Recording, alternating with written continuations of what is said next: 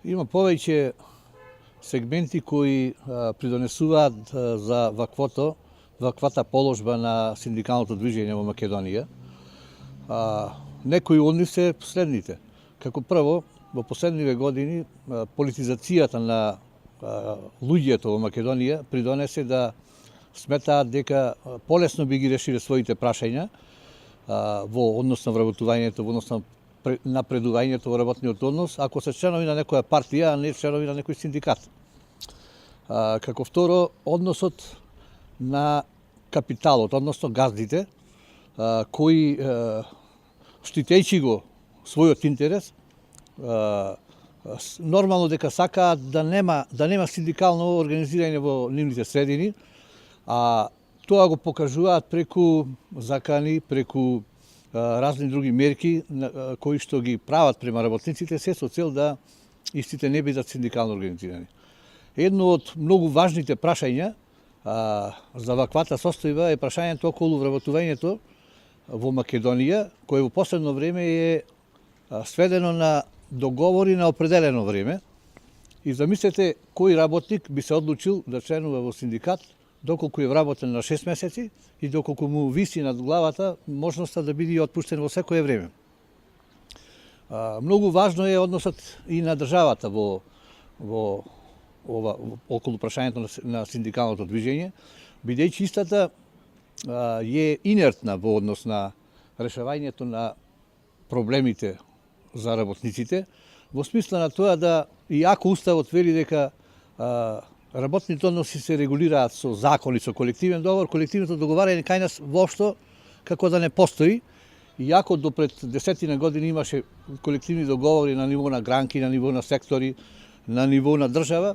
сега тие колективни договори се изведуваат на многу малце, односно се руинирани. Државата треба да направи тука напор преку своите органи да го заживи колективното договарање во смисла да го помогне тој процес, односно во многу сегменти, значи без колективно договарање практично е незаконито секое постапување во работните односи. Како се регулираат прашањата ако нема колективен договор? По кои правила се регулираат? Значи, доколку заживее колективното договарање, автоматски и работниците ќе се охрабрат да членуваат во синдикат, односно да се синдикално организирани и преку таа форма да ги остваруваат своите права. Многу битно е и односот на синдикалните организации во Македонија, кои што гледате дека се инертни, дека се слабо организирани, односно немаат членство, а особено погубно беше и однесувањето на синдикалното раководство во најголемата синдикална организација во претходниот период, кој што се приклони на политичка партија и на тој начин уште повеќе го ослабна синдикалното движење. Така да, за да се возобнови, односно да се воспостави некој ред во оваа гранка, треба и синдикатите, кои што сега постојат и делуваат, да се отворат за млади луѓе, за млади синдикалци кои што ќе го гледаат интересот свој преку напредување во синдикалното движење да ги заштитуваат своите права и правата на тие кои што ги застапуваат. Улогата на синдикатите во Република Македонија е да ги унапредуваат и заштитуваат работничките права со цел заштита на Законот за работни односи кои што позлегуваат правата и врските на работниците и работодавачите.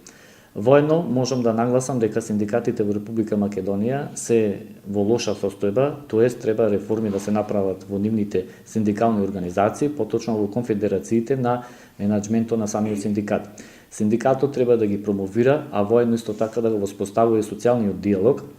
на национално и локално ниво со цел унапредување на правата на работниците. Можам да кажам дека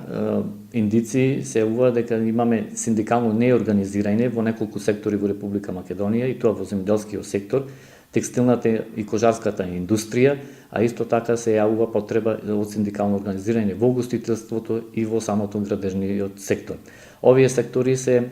засновани врз основа на бројот на работниците кои што се јавуваат во периодот, од летниот период па се до зимскиот период, каде што имаме повреда на работничките права и неисполнување на Законот за работни односи и Законот за заштита и здравје при работа.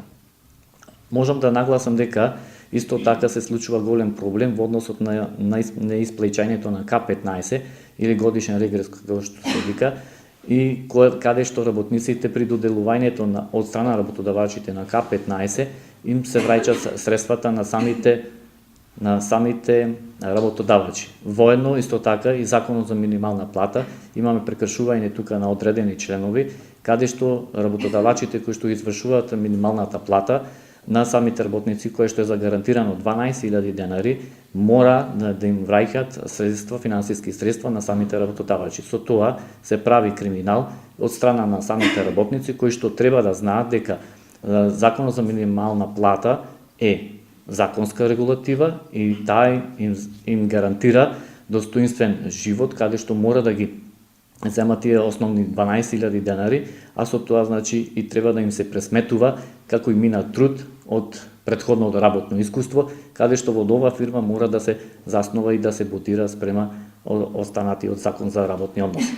Воедно исто така имаме проблем во однос на текстилната и кожарската индустрија, не само во општина Прилеп, значи се јавуваат и во источниот дел на Република Македонија, каде што работничките не се доволно задоволни во однос на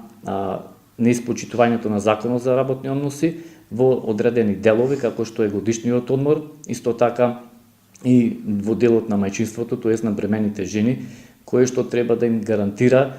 законско право на доделување на К15 исплаќање, а исто така и на годишниот регрес кој што им следува според закон. Во Република Македонија од страна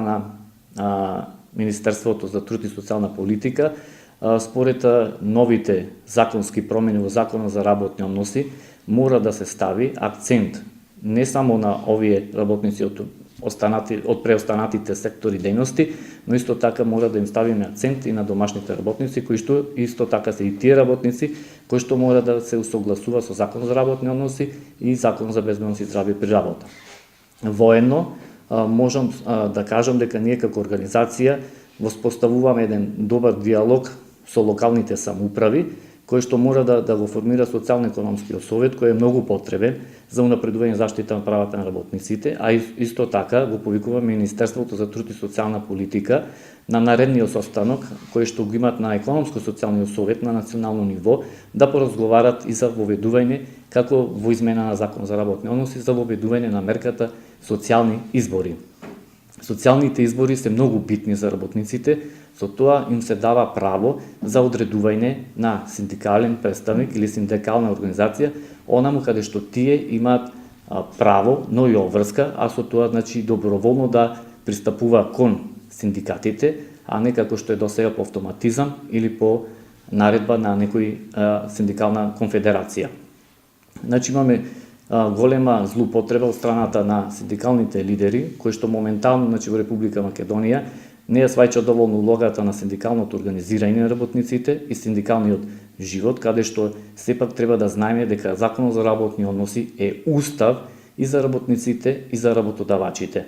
Нормално дека работодавачите во Македонија се организирани исто така, но поголеми права и обврски треба да се знае дека работниците согласно Законот за работни односи